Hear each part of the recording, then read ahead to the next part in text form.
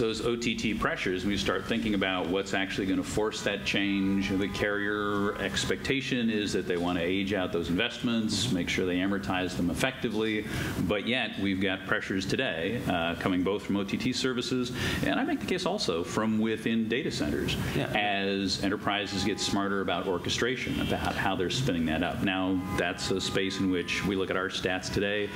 There are probably about 2/3 of enterprises that have gotten themselves well into virtualization, but really only a quarter that are really starting to do serious orchestration to be able to bridge that gap. Because I think, to Fedor's point, we do have this gap that still exists between what enterprises understand, what they know how to do, what carriers are doing to automate their underlying infrastructure, and there's that significant gap that has to be overcome to bind those two together.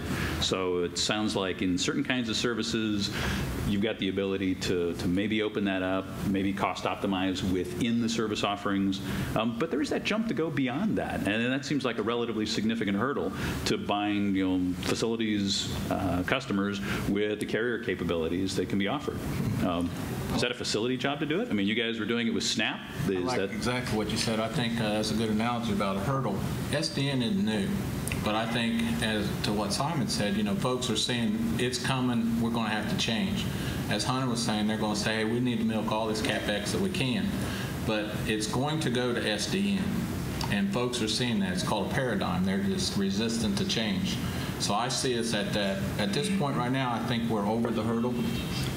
Now Facebook came out with that OCP. It's collaboration. Everybody's going to collaborate how we can do it better. From the carriers to the vendors, and a lot of folks are going to be unhappy. Like for Cisco, for example, I mean, a $23 billion company is going to get competition out from Facebook. So now, as Simon was saying, they're not going to sit there and let that happen. They're going to get into the market as well.